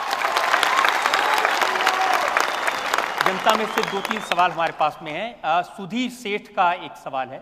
सुधीर सेठ, मेरा सवाल है, जो आपके परिवार के सदस्य एनआरआई बाहर रह रहे हैं, उनका बार बार हमें पूछना होता है कि इतनी ज़्यादा इन्फ्लेशन को कैसे कंट्रोल किया इंडिया ने पोस्ट कोविड और इतनी वॉर्स के बाद भी। वो कह रहे हैं कि जो दूसरे मुल्क हैं, वहाँ जो लोग रहते हैं, वो इनको कहते हैं कि भाई हमारे यहाँ तो इतनी महंगाई है, यूरोप में, अमेरिका में, ये मोदी जी ने कैसे कंट्रोल करके रखा है? ऐसा है कि मैं जब कोविड के समय मैं बहुत लोगों को मिलता था, कोविड के समय वीडियो कॉन्फ्रेंस से बात करता था, तो दुनिया भर के मैं नोबेल प्राइज विनर वगैरह ऐसे ऐसे लोगों से भी मैं पूछता था भाई स्थितियों में क्या लगता है आपको। और मुझे, और यहाँ आपने देखा होगा जो लोग आज उद्योगपतियों को गाली देते हैं, उन लोगों ने कोविड के समय बयान है कि आप उद्योगों को पैसे दो, उनके बयान है। उनके थियरी ये था कि नोट छापो और नोट बांटो, वरना देश बचेगा नहीं। अब ये एकेडमिक वर्ल्ड के ये इकोनॉमिस्ट लोग थे, नोबेल प्राइज विनर लोग भी मुझे आकर के भी मिलते थे। मैंने कहा मैं ऐसा कुछ नहीं करूँगा, मैं न नोटें छापूंगा न मैं नोटें बांटूंगा। ये एक निर्णय मैं करी दूरी दुनिया में शायद मैं अकेला इंसान हूं जिसने इतना बड़ा कठोर निर्णय किया। मैंने कहा मैं बांटूंगा तो अनाज बांटूंगा, मेरे गरीब के घर का चूल्हा जलता नहीं, वो भूखा नहीं रहना चाहिए, बाकी सब संभालूंगा। और फिर मैंने एमएसएमईज को कहा कि बैंक से आपको क्रेडिट देने की मैं व्यवस्था करता हूं, आप बैंक से क्रेडिट लीजिए और अपनी ताकत बताइए, तो उनको मैं अवसर दूंगा। उन सारी नीतियों का क्यूमुलेटिव इफेक्ट ये हुआ कि मेरे यहाँ जो नोटों बांटने के कारण जो इन्फ्लेशन की स्थिति बनती है, मेरा देश उस चक्कर में नहीं फंसा। ये अचानक नहीं हुआ है, एक के बाद एक कदम लिए हैं जिसका परिणाम है। और इन कदमों के पीछे कोई एकेडमिक इकोनॉमिक्स मुझे काम नहीं आ सकता है। मेरा 13-14 साल का मुख्यमंत्री के नाते जो अनुभव है वो मुझे काम आया है।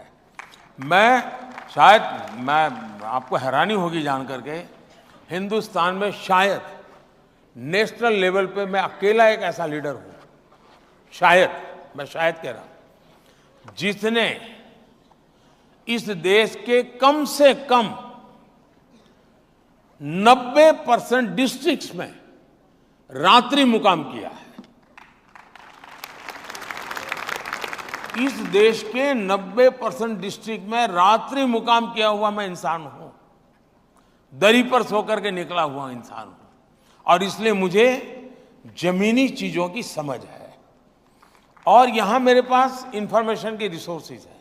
इन सबको जब मिलाकर के मैं निकालता हूं, उसमें से एक पॉलिसी बनती है और उसका परिणाम है कि आज इंदिरा जी के समय सबसे ज्यादा इन्फ्लेशन था हमारे देश में, मनमोहन सिंह के समय आज से भी ज्यादा इन्फ्लेशन था। इतना ही नहीं, अगर लाल किले से पंडित नेहरू का एक भाषण आप यूट्यूब पर जाएंगे, मैं चाहूंगा कि ये गूगल गुरु वाले जितने विद्यार्थी हैं वो जरा यूट्यूब पर जाकर के देखें। पंडित नेहरू का लाल किले का भाषण है और लाल किले के भाषण पे, वैसे आप इंदिरा जी का भाषण सुनिए, नेहरू जी का सुनिए, राजीव गांधी जी का सुनिए, मनमोहन सिंह जी का सुनिए, इन सब के भाषण में एक चीज कॉमन है, एक गरीबी हटाओ, दूसरा महंगाई, इन सब के भाषण में है, लाल किले से। और कारण क्या दिया नेहरू जी ने? नेहरू जी ने कारण ये दिया कि महंगाई बहुत है, मैं जानता हूं आपको तकलीफ होती होगी, लेकिन आपको पता है नॉर्थ कोरिया और साउथ कोरिया में लड़ाई चल रही है और उसके कारण हमें जरा महंगाई का मार झेलना पड़ रहा है। ये उस समय उनका भाषण। तब दुनिया का ग्लोबलाइजेशन का माहौल कहीं नहीं था। नॉर्थ कोरिया साउथ कोरिया की लड़ाई से भारत का कोई लेना देना नहीं था। उसके बाद भी भारत की महंगाई के लिए उन्होंने ठिकरा फोड़ा था नॉर्थ कोरिया साउथ कोरिया की लड़ाई में। नेहरू जी का भाषण अवेलेबल है, ये मैं ऐसे नहीं बोल रहा हूं। अभी तो जो लड़ाइयां चल रही हैं उसमें फूड, फर्टिलाइजर एंड फ्यूअल तीनों पर सीधा इंपैक्ट है। इसके बावजूद भी आज दुनिया में यूरिया की बोरी 3000 रुपये में बिकती है, मेरे देश के किसान को 300 रुपये से भी कम में मिलती है। तो हमने हर चीजों को उस प्रकार से सिस्टमैटिक कंट्रोल किया हुआ है। उसका परिणाम यह है कि देश में ब्लैक मार्केटिंग भी नहीं चल रहा है, देश में स्कैरसिटी की भी समस्या नहीं आ रही है, ठीक ढंग से चला पाए हैं। ये लोग इतनी गालियां दे रहे हैं, लेकिन चिपकती क्यों नहीं है? चिपकती इसलिए नहीं कि ये पुराने डायलॉग लेके घूम रहे हैं जी।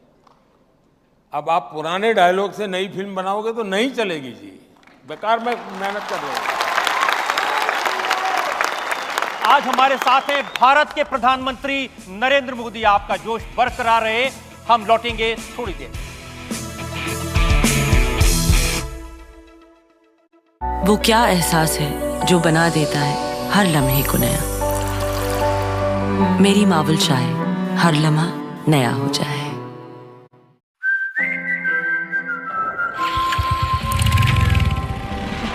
है भारत हम चल पड़े किस जुनून किस शान से, जन्नत नुमा कश्मीर से आसाम के बागान से, दिल्ली का लहड़पन लिए यूपी के खलिहान से, महाराष्ट्र से गुजरात से कर्नाटक से राजस्थान से, तब हिंदुस्तान मिले हिंदुस्तान से। जय हो विजय हो देश हो विदेश हो जय के हो। जब हिंदुस्तान मिले हिंदुस्तान से, जय हो विजय हो। जब हिंदुस्तान मिले हिंदुस्तान से। जेके टायर, देश का टायर। Welcome back. आज हम प्रधानमंत्री नरेंद्र मोदी से उनके 5 साल के काम का हिसाब किताब मांग रहे हैं। हम फाइनल राउंड में हैं, बस 2-3 मिनट में। एक सवाल राजेंद्र टिकिया का है। हिंदुस्तान की राजनीति जो अभी तक देखी है उसमें सोनिया गांधी जी जो कर रही हैं वो राहुल गांधी जी के लिए कर रहे हैं, लालू प्रसाद यादव जो कर रहे हैं वो तेजस्वी यादव के लिए कर रहे हैं, ऐसे ही शरद पवार, ममता बनर्जी, ये सब नेता अपने परिवार, अपने बच्चों के भविष्य के लिए कर रहे हैं। आप जितनी अथाह मेहनत, आपकी मेहनत के मुरीद तो आपके विरोधी भी हैं। हम सभी आपसे जानना चाहते हैं कि आपके आगे पीछे तो कोई भी नहीं है, फिर आप इतनी मेहनत किसके लिए कर रहे हैं? देखिए, मुझे लगता है कि हर कोई राजनीति में, अभी जितने दलों के आपने नाम दिए, ये दल ऐसे हैं जिनमें 3 विशेषताएं कॉमन है ये इंडिया अलायंस में, और उनको जोड़ने का कारण भी है। ये सभी गौर सांप्रदायिक हैं, गौर जातिवादी हैं और गौर परिवारवादी हैं। अब ये हिंदुस्तान में हर किसी के मन में सवाल उठता है। कुछ लोग अलग तरीके की बुद्धि, इतनी एनर्जी लाते कहाँ से, ऐसे पूछते हैं। कुछ लोग कहते हैं इतनी मेहनत काहे कर रहे हो, क्यों मर रहे हो यार, 10 साल हो गए।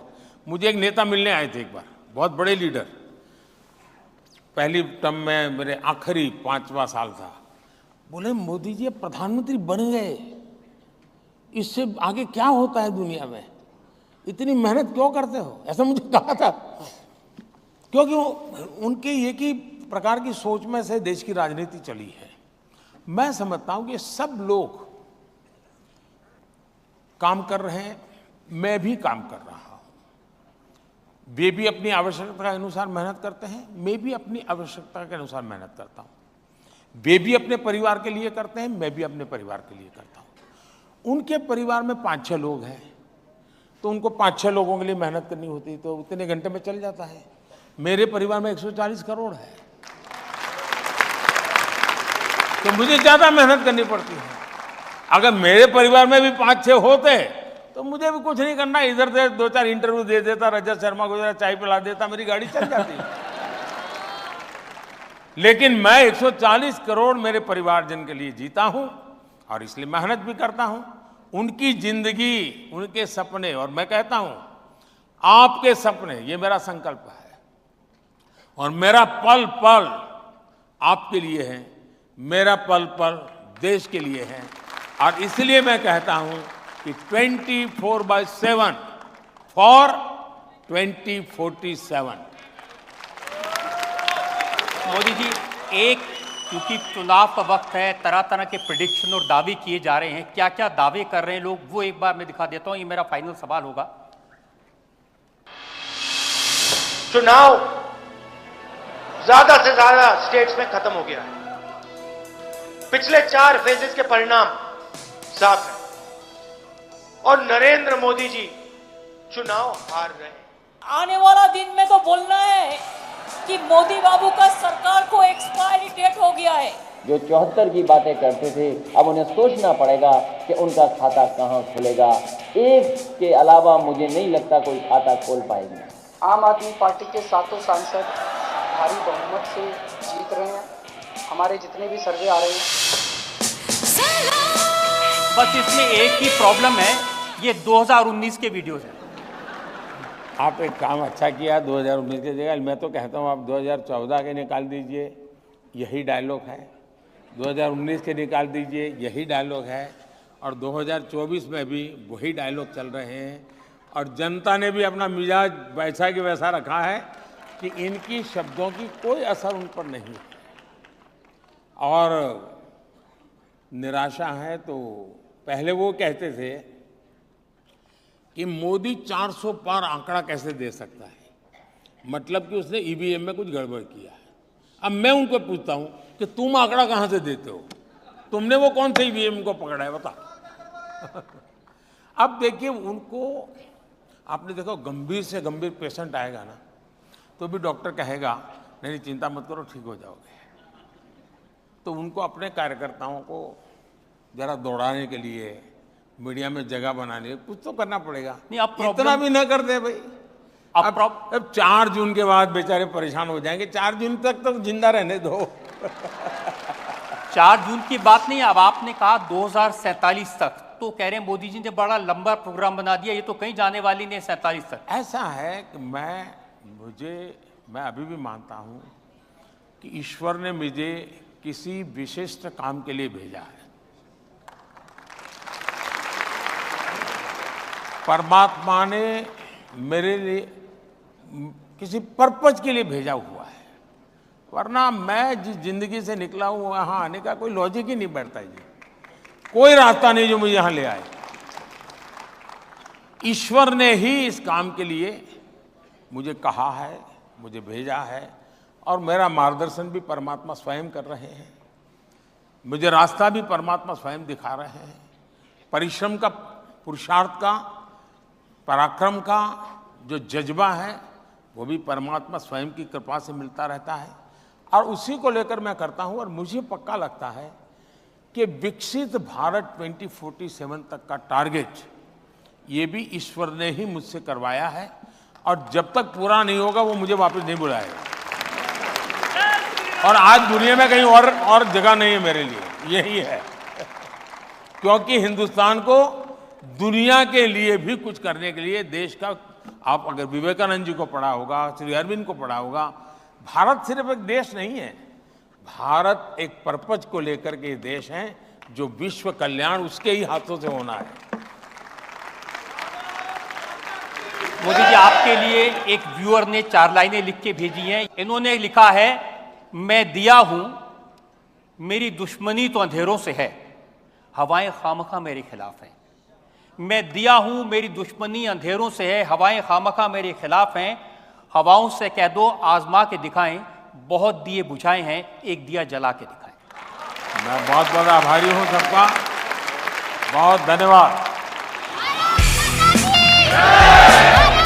जो लोग प्रधानमंत्री मोदी की बात से कन्विंस हैं, वो खड़े होके हाथ उठा के ताली बजा के समर्थन करें।